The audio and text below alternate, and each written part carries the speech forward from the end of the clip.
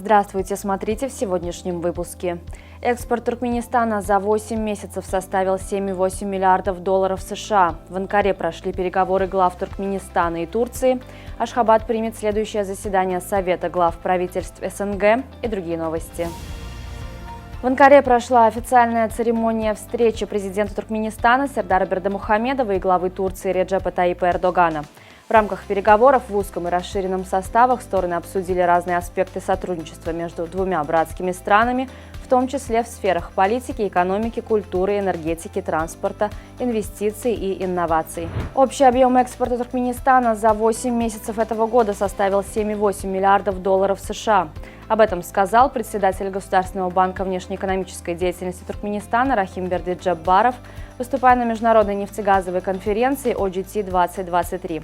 Руководитель Внешэкономбанка также отметил, что согласно недавнему отчету рейтингового агентства Fitch Ratings, в 2022 году внешний долг Туркменистана составил 4,9% к ВВП. Следующее заседание Совета глав правительств стран-участниц СНГ состоится в мае 2024 года в Ашхабаде.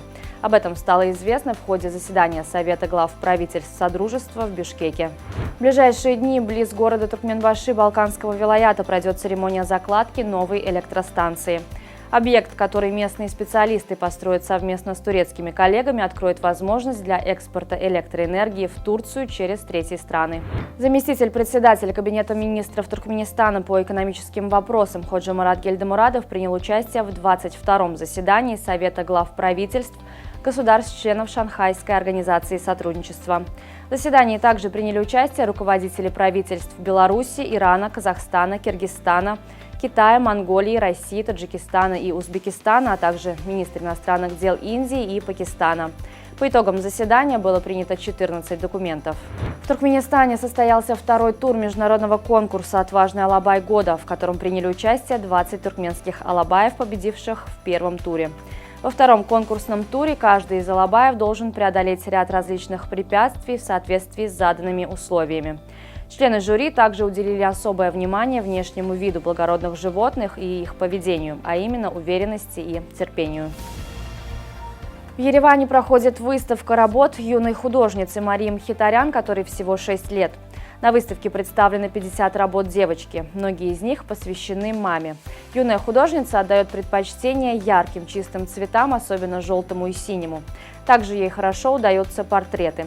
Картины Марии выставлялись в России, Грузии, Греции и Египте. А свой первый международный конкурс она выиграла в 4 года. На телеканале ТНТ идет кастинг для новой «Фабрики звезд». Возродить российское популярное музыкальное реалити-шоу планируют в 2024 году.